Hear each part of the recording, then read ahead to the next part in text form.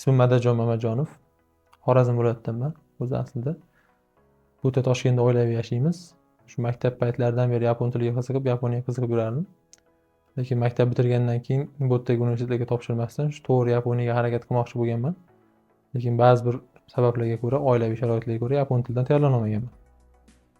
Shundan keyin 2024-yil o'zi JLPT master kuzatib yurardim. 23-yil o'sha loyihaga start berilganidan boshlab 2024-yil sentyabr oyida offlayn darsga start berilgandan keyin shu o'quv markazida o'qishni boshlaganman.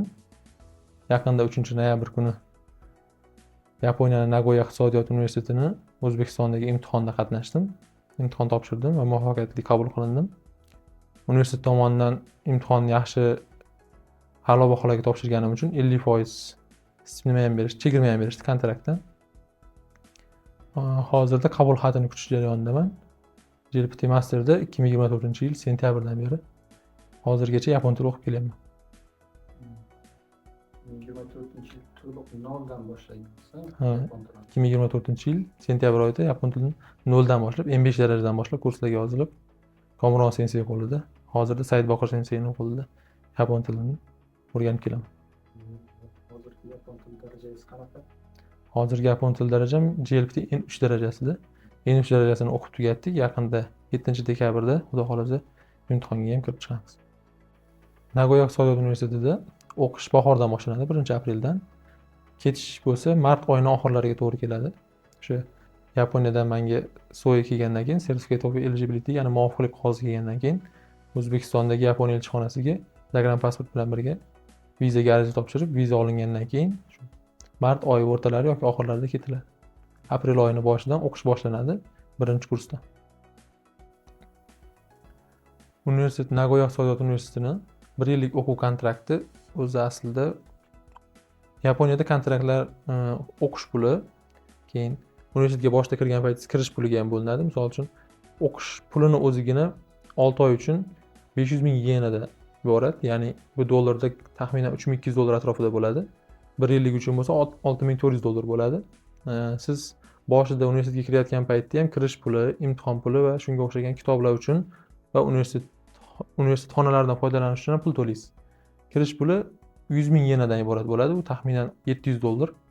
Xo'p, buni qo'shadigan bo'lsak 7100 dollar atrofida bo'ladi. Men hozir JLPT master tomonidan universitetga tavsiya qilinganim uchun mendan kirish puli olinmaydi, ya'ni boshidagi 100 ming yena to'lamayman va 6 oy uchun bo'lgan mana 6 oylik kontrakt pulidan 110 ming yena chegirma bergan menga, ya'ni 3200 dollar emas, 2500 dollarga 2500 dollar atrofida bo'ladi. Bu taxminan agar ikkita semestrdan iborat bo'ladi, 1 yil 5000 dollar to'lasangiz, o'qish uchun faqat u yoqda bo'lsa, agar chegirma olmagan taqdiringizda va kirish pul to'lasangiz 7100-7200 dollar atrofida rasxod qilishingizga to'g'ri keladi.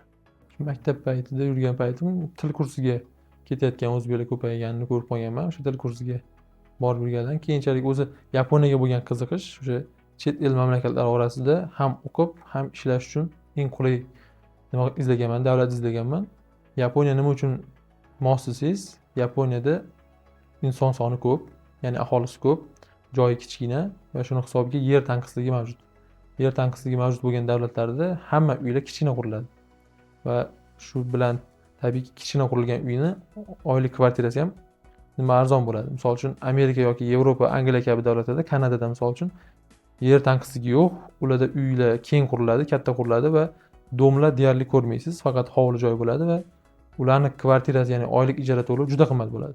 Unaqa davlatlarga borib o'qish aynan bizdan o'zbeklar uchun sal qiyinchilik tug'dirishi mumkin deb o'ylayman. Agar oilasi tomonidan moddiy tomonlama qo'llab-quvvatlanmasa yoki 100% grant, stipendiya bilan ketmasa, sal qiyin deb o'ylayman. Yaponiya, Xitoy, Koreya kabi davlatlarda o'sha aholi soni ko'p va texnologik jihatdan rivojlangan va yer tanqisligi bor bo'lganligi uchun shu mayda jihatlariga ham e'tibor bergan yaxshi deb o'ylayman va eng asosiysi xavfsizligi. Yaponiya Amerika yoki Kanada yoki Yevropaning ayrim mamlakatlaridan ham xavfsizroq davlat hisoblanadi, aynan ayol kishilar uchun. Shuning uchun Yaponiyaga borib o'qishdan maqsad kelajakda karyerani ham shu yerda qilish, ya'ni akademik darajadagi professorlik ishini ham shu yerda yoqlash va shundan keyin oilaviy shiyoda yashashni ham maqsad qilganman-da. O'shaning uchun ham ayol kishi uchun ayniqsa o'sha ertaga oilaviy ketgandan keyin xavfsizligi bo'yicha juda katta e'tibor qaratganman. O'shaning uchun aynan Yaponiyani tanlaganman. Yaponiyaga o'qishga kirmoqchi bo'lgan yosh talabalarga shuni yaxshilab aytgan bo'lardim. Yaponiyaga universitetga yoki qanaqangi sohaga bo'lishidan qat'iy nazar o'qishga ketyapsizmi? Yapon tilini kamida N3 yoki N2 darajada o'rganib O'zbekistonda undan keyin ketishni tavsiya qilardim. Chunki Yaponiyaga borgandan keyin o'qish, undan keyingi kundalik hayotdagi ishlar bilan bo'lib turib, siz yapon tilini o'rganishga yetarlicha vaqt ajrata olmasligingiz mumkin. Yoki har xil tayyorlov kurslariga bormoqchi bo'lsangiz, u sizga bu yerdagidan, ya'ni O'zbekistonda o'rganganingizdan ko'ra ancha qimmatga tushishi mumkin. O'shaning hisobiga siz aynan O'zbekistonda turib yapon tilini mukammal o'rganib, o'qishga topshirib ketganingiz har tomonlama ma'qul deb o'ylayman va kamida N3 darajani tugatib, sertifikatini olib ketishni tavsiya qilgan bo'lardim. Yapon tilini o'rganayotganlarga bir ishni boshladingizmi, oxirigacha yakunlab qo'yishni, yapon tili va yapon tili bilan birga Yaponiyani madaniyatini ham sal bo'lsa ham o'rganishni tavsiya qilgan bo'lardim. Ya'ni yapon madaniyatida bir ishni boshlagandan keyin oxirigacha tugallash bu odat, an'ana tusiga kirgan. Ularda chala so'zi lug'atida yo'q. Ya'ni bir ishni boshladimi, oxirigacha yakunlaydi. Yapon tilini o'rganayotganlarda asosan N4 darajani tugatib, N3 darajaga o'tgan paytda qiyinchiliklar boshlanadi. Ya'ni yapon tili qiyinligi, yapon tili uchmasligi, yapon tilini o'rganib turib uzoqgacha bora olmasligi, ya'ni kelajak ko'zga qorong'u ko'rinish boshlaydi. Aynan yapon kanjilarini o'rganayotganda ayniqsa ularni eslab qolish, aynan nima ma'noni bildirishini eslab qolish juda ham qiyinchilik tug'diradi. Ya'ni bunaqa paytda shunchaki ularni nima desa bo'ladi? Faqatgina eslab qolish emas, aynan tarixda nimani hisobga kelib chiqqan. Misol uchun har bitta hieroglif, ya'ni kanji, yapon kanjisini kelib chiqish tarixi bordi. Uni bildiradigan ma'nosi ham qanaqadir surat yoki imijdan kelib chiqqan. O'sha bilan birga eslab qolinsa, ancha esda qoladi deb o'ylayman. O'zbekchada ishga chiqqanda yoki bo'lmasa o'zbeklar bilan gaplashgandan ko'ra dars payti ustoz bilan yaponchada gaplashganim ancha yengillik berganda menga. O'shandan keyin ham men qiziqishim ortib ketgan. Chunki qarasam, hammasi unli harf bilan kombinatsiyada.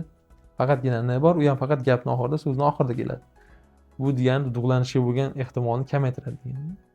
Endi uni ham aytsam hozir yapon tiliga qanaqadir paxta qo'yishga o'xshagan vaziyat bo'lib qoladi. Endi u hamma ichidan o'tganini biladi. Men aytmoqchi bo'lgan gapni ko'pchilik talaba o'zida his qilib ko'rmagandan keyin "Ey" deydi, reklama deydi, o'sha Instagramdagi nimalar deb o'ylaydi, lekin haqiqatda duduqlanadigan odam uni biladi. Men misol uchun bo'lib qoladi, rr bo'lib qoladi-da, aytilmaydi ana so'z. Bilaman, ko'pchilik eslab kelgan, esdan chiqib qolgan deb o'ylaydi. Terlab ketaman ba'zi paytlar. O'zi yaqinda Benron Taykaga qatnashish kerak bo'lib turibdi, qatnashishga qo'rqyapman. Duduqlanish bor-da menda. Yo'q, endi birinchisida ham. Siz qatnashganmisiz? Qanaqa bo'ladi? Qiyin bo'ladimi?